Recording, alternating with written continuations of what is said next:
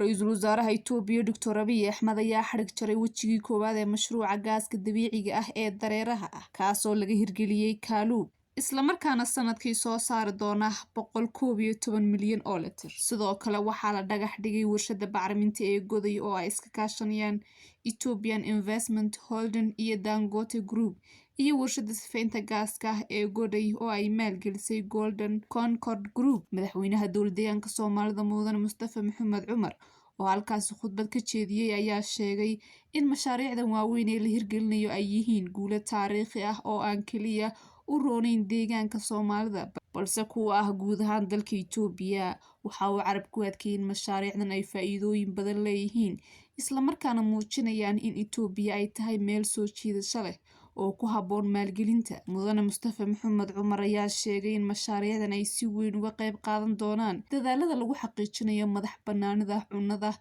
iyo baabi'inta saboolnimada waxa uu intaasi ku daray in mashaariicdani kor u qaadi doonaan nolosha dadka deegaanka iyo guud ahaan shacabka Itoobiya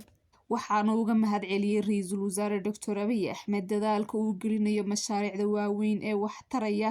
dalka iyo deegaanka isagoo sheegay in ficilkiisu yahay tusaale dhiirigelin ah madaxweynaha ayaa sidoo kale xusay in 7 sano ee la soo dhaafay dowladda federaalka ay si gaar ah u siisay mudnaan deegaanka Soomaalida taasoo keentay horumar muuqda oo ka dhacay dhinacyada kala duwan sida beeraha kaabayaasha wadooyinka biyaha nadiifta ah iyo adeegyada caafimaadka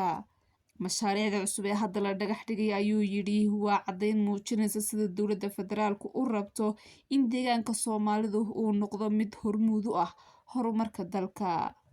madaxweynaha ayaa sheegay in mashaariicdan ay saameyn ballaaran ku yeelan doonaan dhinacyo kala duwan oo ay ka mid yihiin kor u qaadista maalgelinta dalka kobcinta dhaqaalaha gudbinta aqoonta iyo farsamada abuurista shaqooyin cusub iyo kor u qaadista nolosha bulshada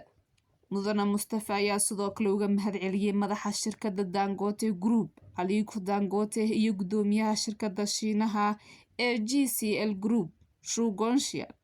doorka ay ka qaadanayaan horumarinta deegaanka ugu dambeyntii waxa uu xaqiijiyay in dhammaan hay'adaha deegaanka ay si buuxda u taageeri doonaan hirgelinta mashaariicda si loo dhabeeyo himilada horumarneed ee uu hogaaminayo ra'iisul wasaare Dr. Abiy Ahmed. It's a great honor to be part of the launching ceremony to build two major mega projects.